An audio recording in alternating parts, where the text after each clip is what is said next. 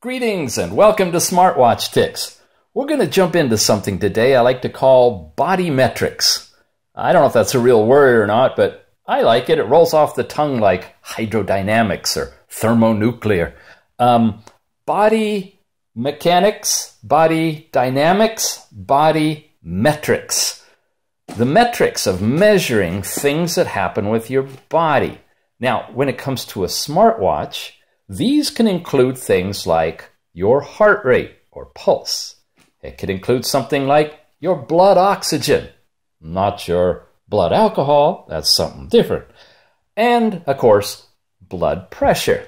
It also could include things like your steps that you walk or supposedly walk for calculating distance walked and calories burned and good looks achieved and all those kind of things.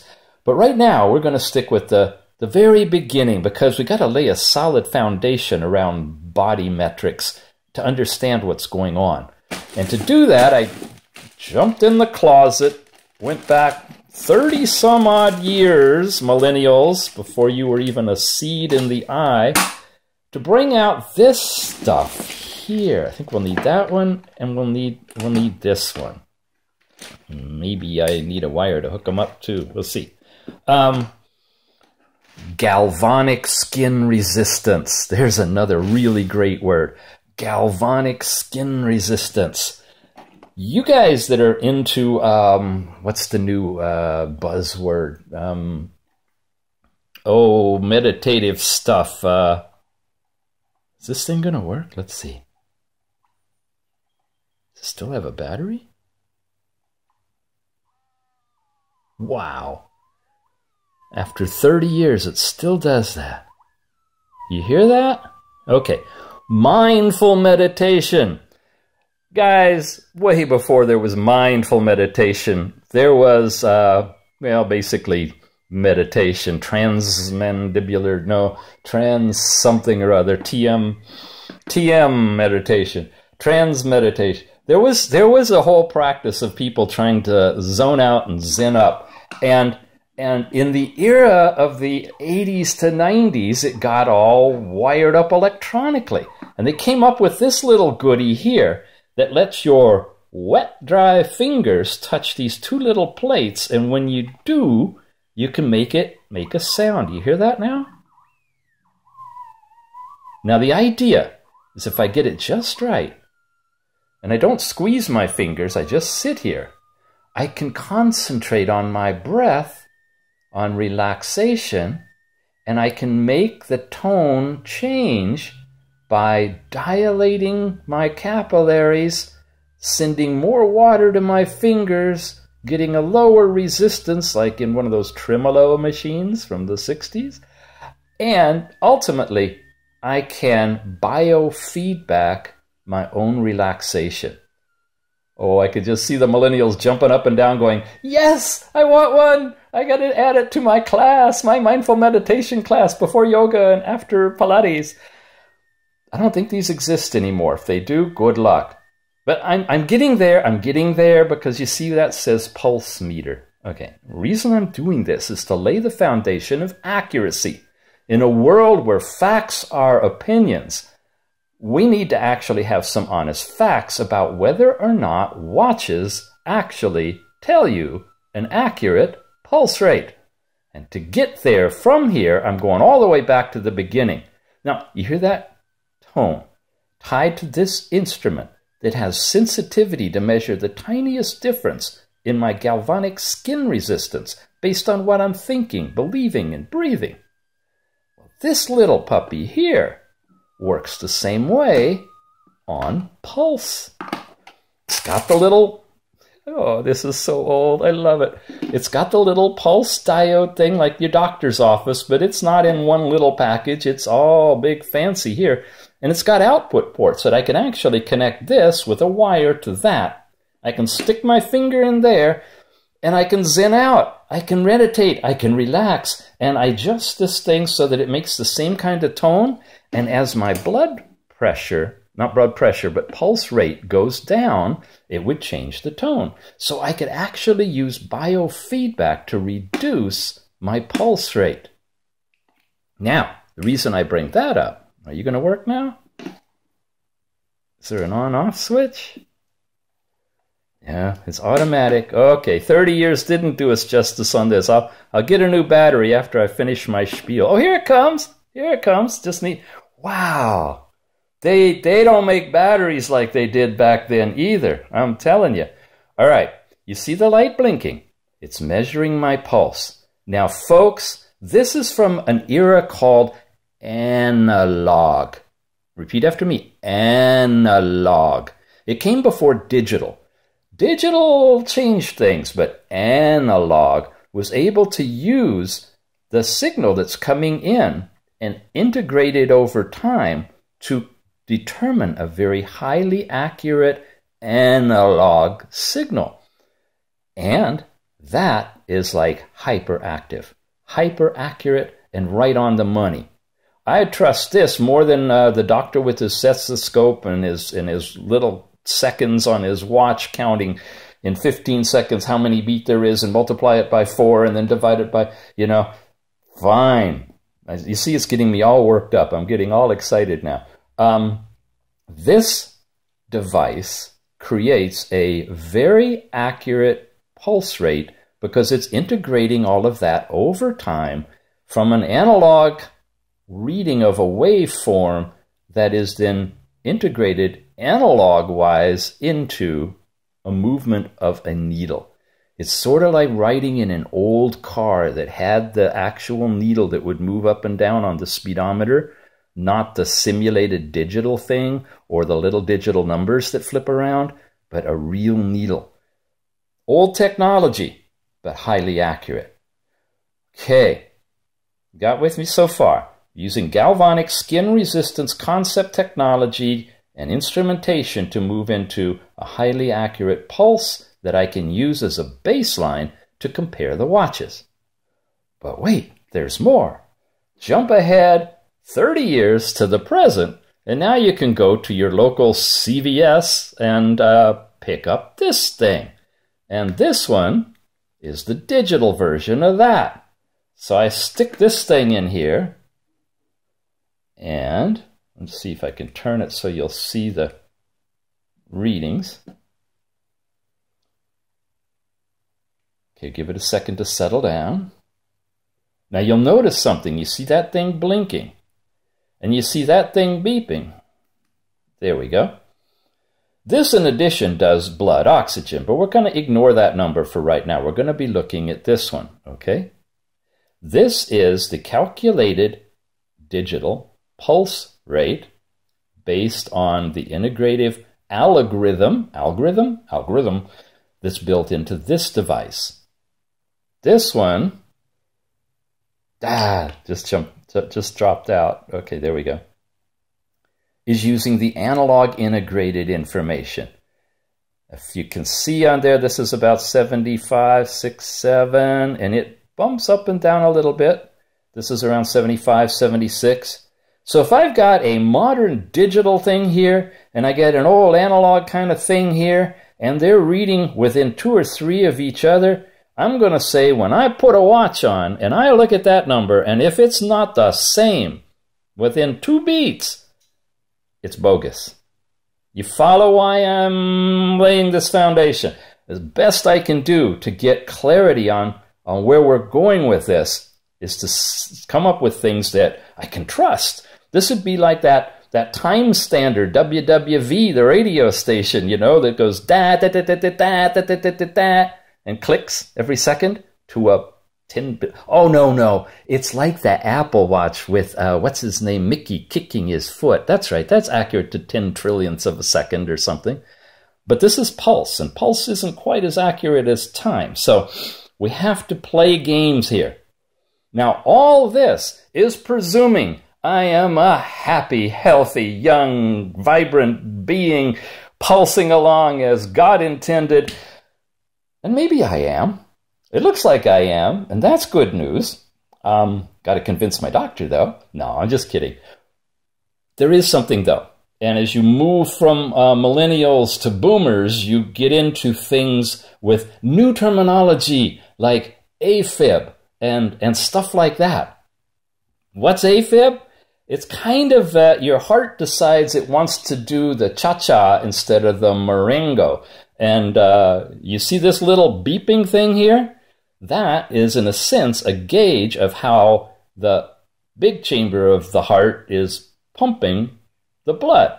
And if it's dancing a different dance, not rhythmically, you know, like a disco beat or a reggae beat, but some off-the-wall techno beat, then you might have bogus numbers because you're not having a consistent time between each pulse. So in addition to looking at this number versus that number, I'm keeping an eye on the rhythm of the light and the beat of the blue line while you take a watch and see if it's giving you accurate numbers. All right, I'm going to show you a couple of watches on my arm just to lay down the foundation. I don't want to bore you with hours of watches. What I'll do in the show notes down below the video is list the watch name and, oh, what should I put there? On a scale of 1 to 5, where 1 is lousy and 5 looks like it matches very close, if not identical, would that be a good enough scale for you? Something to give you an idea of whether or not it's like kind of accurate or hard to tell or like it's all over the place. All right, I'll try to do that. And also want to make note of whether or not it will give us a reading on thin air. You know, if you just hold the watch, not on the arm, will it give us a reading? Or does it go error or 0? And if you just put the watch on the floor, will it give us a reading or not? Okay, so I'll have a column for air, yes or no, and floor, or yes or no. So you'll know yes means I'm getting a reading, which is bogus, or no, meaning it's accurately seeing that there is no signal there, so it's going to be like that, or like that, okay, where it just goes out to 0. That's the way it should work. All right, all this aside, I'm gonna keep this here to show you a couple of watches. All right, I'll come back with a watch. Okay, let's start with the KW88. That's a very popular watch. A lot of folks have this one. And let's see what we get. Now, when I go over here to health, I have the heart rate. Now, before I begin, there's some more variables to all of this. Not only do you have to be kind of hooked up in comparison with the baseline, but the watch has to be kind of loose, but not too loose. You see, if it's floating above my arm, it's not going to make contact. That won't work.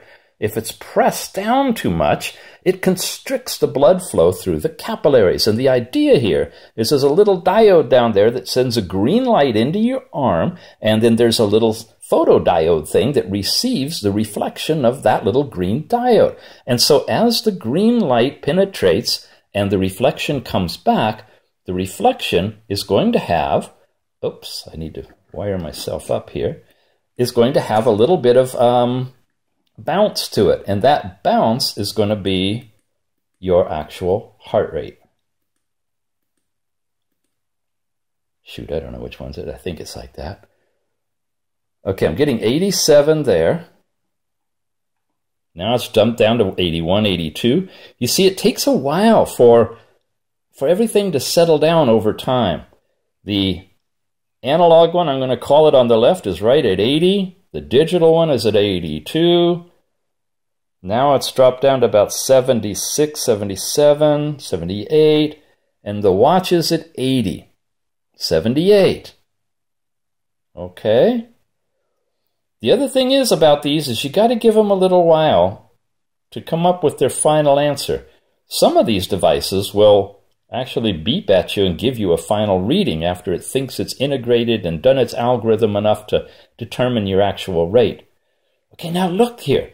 The watch is jumping around in the 70s to 80s. The red thing on the right, the digital, is up at 82, 83. And the thing on the left is at about 76-ish. The analog one, 76. Watch is 79, 78. Now the digital one, 78, 79. I would say these are correlating pretty darn good. Now, it's not like measuring time. There's probably some erratic difference in either my heart rate or the fact that I'm talking and moving slightly that could be throwing these things off. If I were perfectly still, maybe we'd get something different. But you know me, I can't be perfectly still. I'm too hyper for that. All right, now we're up to 82, 84, 85. So they seem to be climbing and falling more or less together, especially the watch and the digital thing. And the analog one on the left is still happening to be around 76. Fairly well consistent. It moves a little bit, but not as much as the other ones.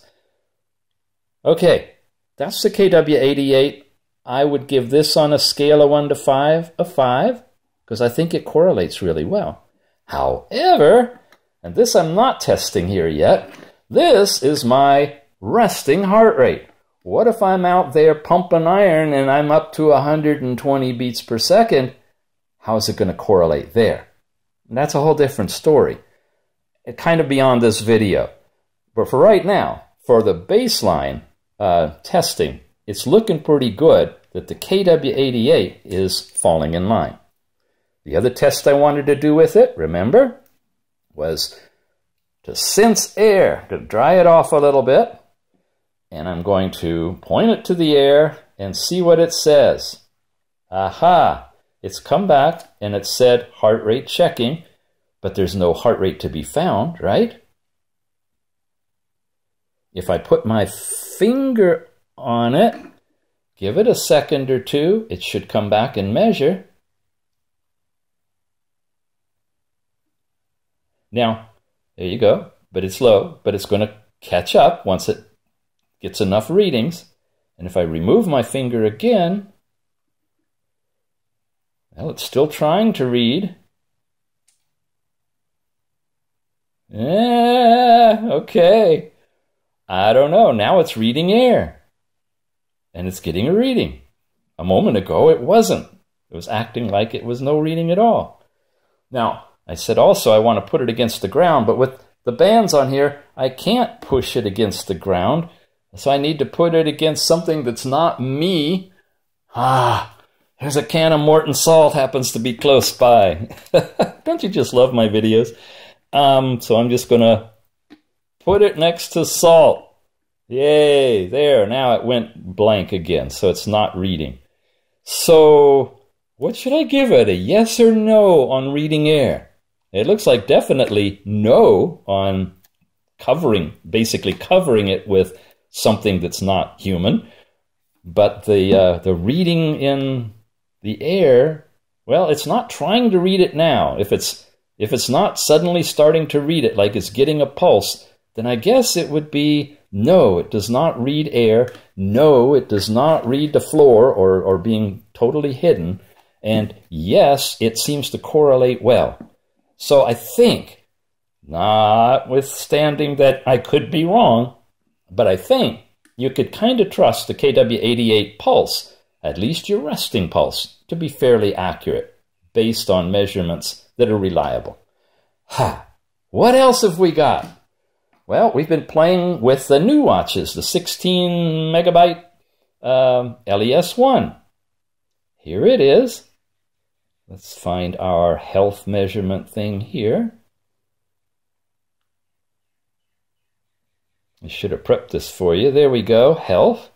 Okay. Going to put it on. Oh, by the way, you saw how that thing was working on the KW88? How it had the funny heart in the upper left-hand corner that was kind of the segments were vibrating around? That's typical of a new algorithm and style of heart rate measuring. So if your watch behaves like this when you take the heart rate measurement, you can probably be assured that it's going to be similar because there's only so many of these algorithms and heart rate things. It has one diode. Sometimes you see two of these green diodes shooting into the arm.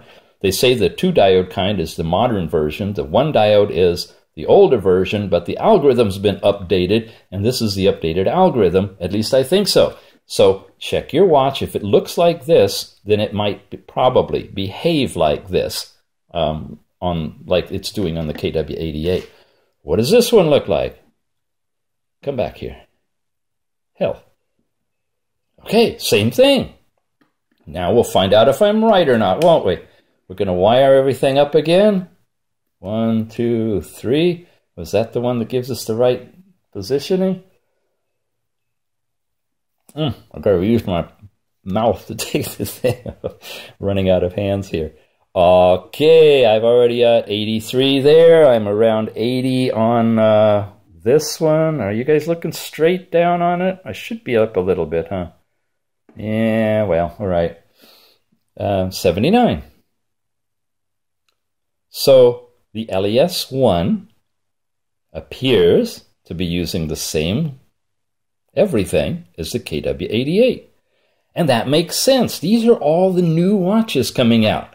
And as you find in most of these watches, the companies share and trade back and forth. They use the same overall parts. If it's got a camera, the camera's probably the same camera in all of them. And it's got a heart rate monitor, it's probably the same too. So I'm 80, I'm 81, and I'm 81. Correlation. Everything looking good. Air test. Boom. Falls out right away. And I guess I would have to get it back again in order to try the salt test.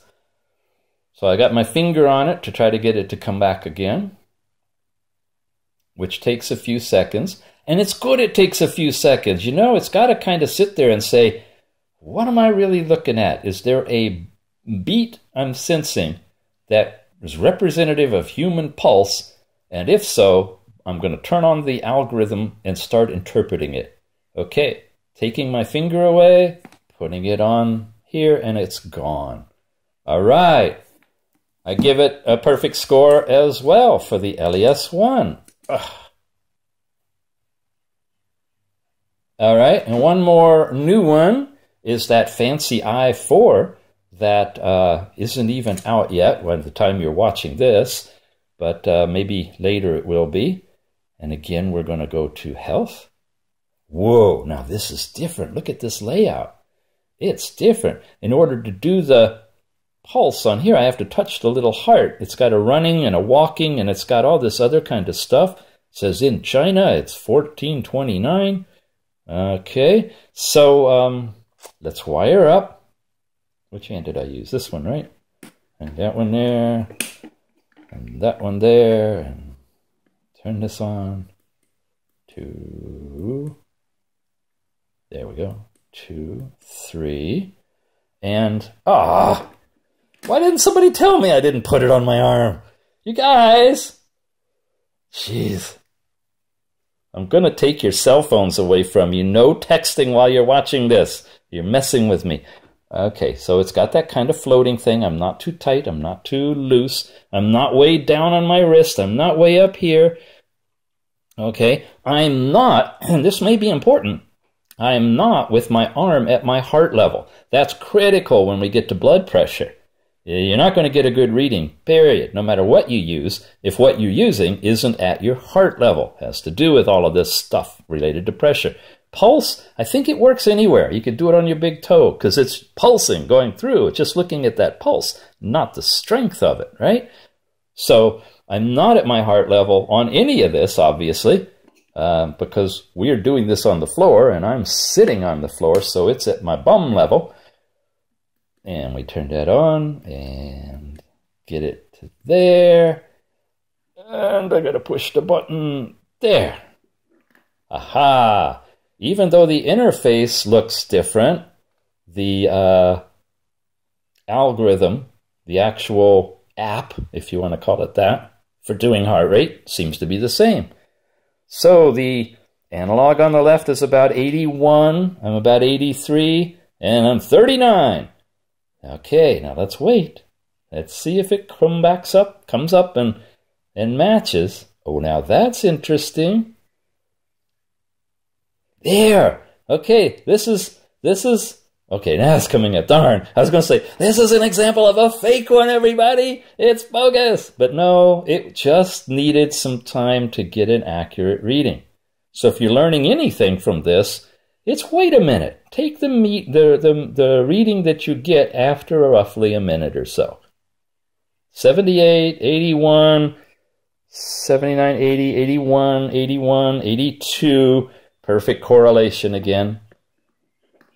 Looking good. I'm going to do the salt thing first on this one. I mean, it should be exactly the same, right? Put it against a dark surface and boom, it's gone immediately. And I'm sure doing it against the air would be the same as well. All right, that, folks, is the I4. So really happy with the heart rate of the modern, newest 2017 watches. But you have an older watch, you say. Okay, let's look at a couple of them, see how they behave. Okay, this steps back a little bit, not too far, to the D5 Plus.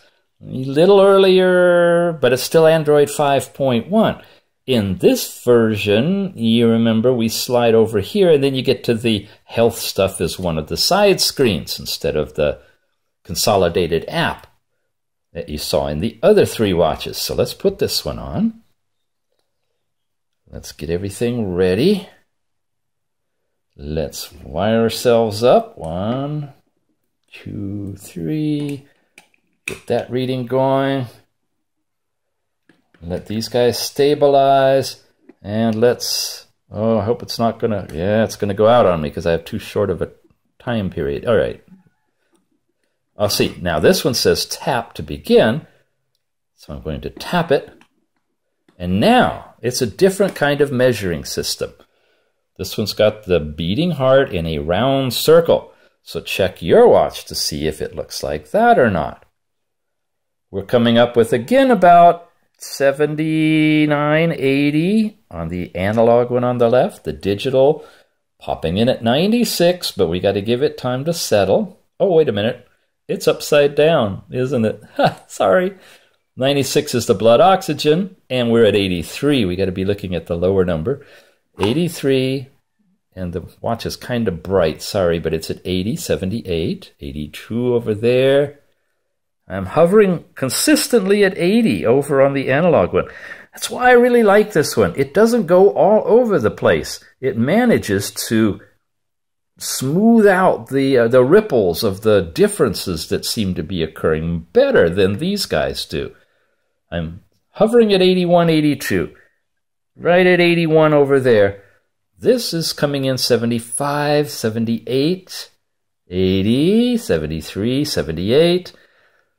It's got a larger dynamic range of possibilities. That's a tactful way of saying it's all over the place. 76 jumps to 80, to 75, 76, 80. So I'm not going to give this a 5.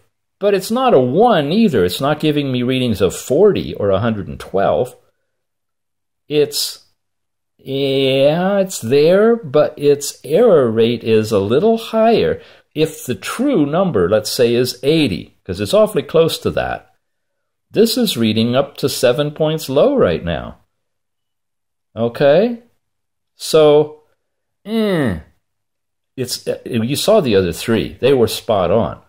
This one, and anything like it, most likely, is not as accurate. And again, I'm doing my heart rate at resting. This could be different if I were really exercising. Higher, lower, exactly on, I don't know. But we got to start somewhere, and we're starting with resting because I can actually do a video of that. So what happens when you take it off? Will it read air? 2 diodes. This is supposedly the improved version. This has a new sensor. Oh, it went off. Yeah, there you go. Measurement failed. Okay. Confirm. It's going to come on again, so I want to get my finger on it. Oh, different finger. Let's be consistent. There we go. And we're going to try it against the salt container, too, once it gets a heart rate. These, of course, went off the second I pulled myself out of them. It's in the 70s again, but now it's up near the 80. You notice it's not going above these. It's consistently low by an average of 5 points, maybe, between 73 and 79, when these are reading around 80, 81.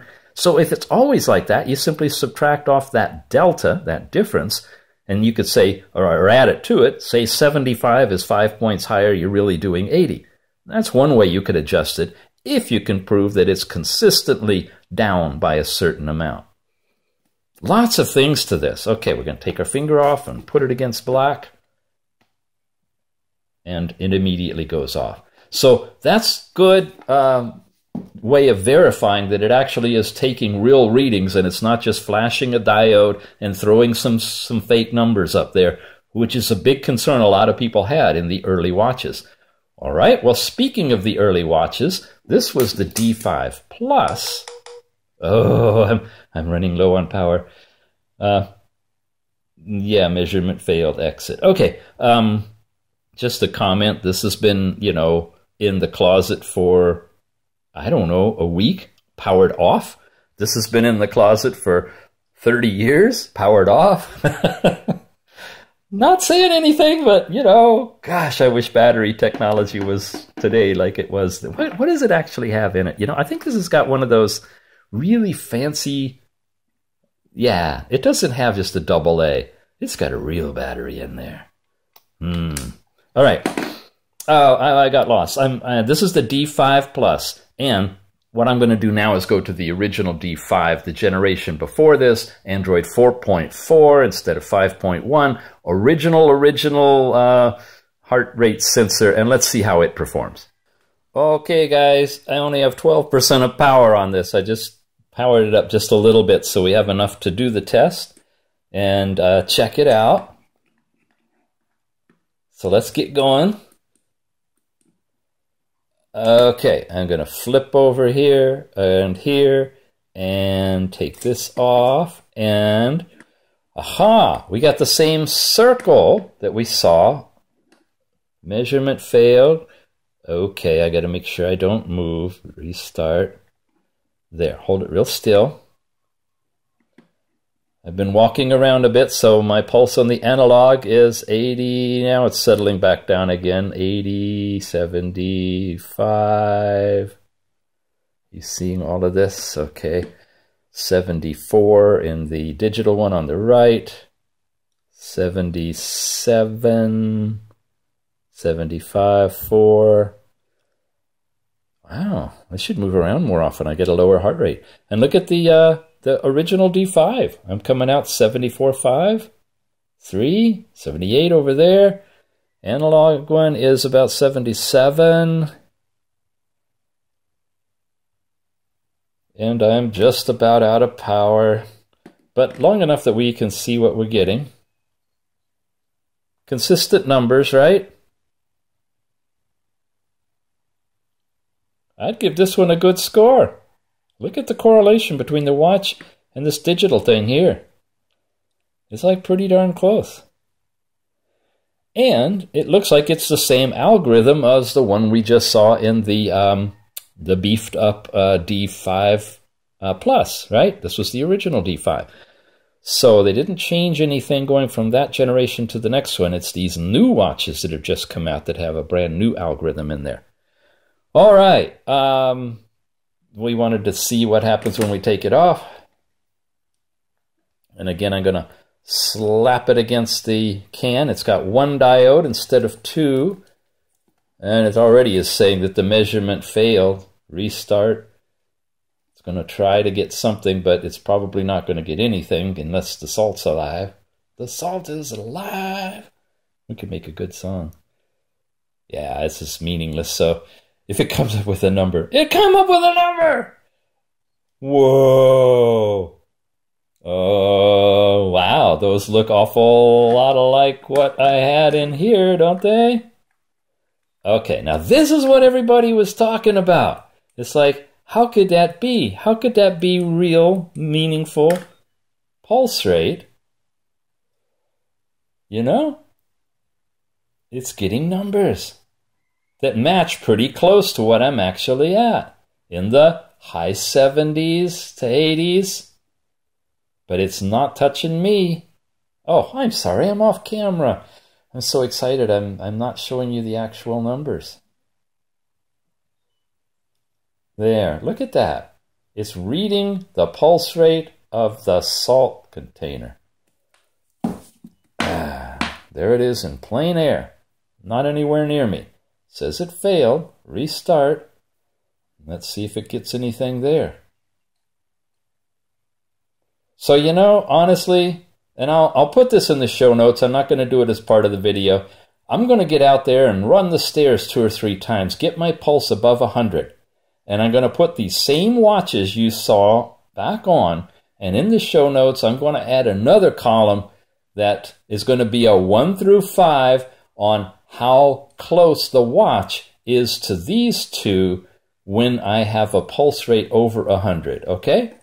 I think that's only fair, because you're seeing it at sedentary, and if sedentary is between 70 and 80, more or less, it would be very easy to fake the numbers in one of these watches. But if I'm getting 110 in all 3 of these, plus or minus a little bit, I would say then I'm getting a good reading. So check the show notes for the original D5, the D5 Plus, the LES1, the I4, and the Kingwear KW88 at a minimum. And as I get to test other watches, I'll just keep adding to it, and we'll see what kind of data that we're actually getting. All right, you have been watching Smartwatch Ticks. This is a quick look at biometrics related to heart rate or pulse. And as you can see, you got to really establish a baseline in order to be able to compare what you're getting. And even then, it may not be right.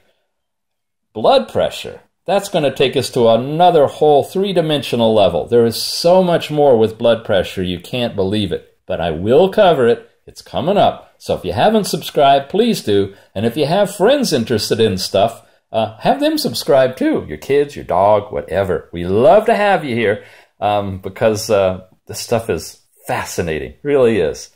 Biometrics on a watch. We'll see you again soon.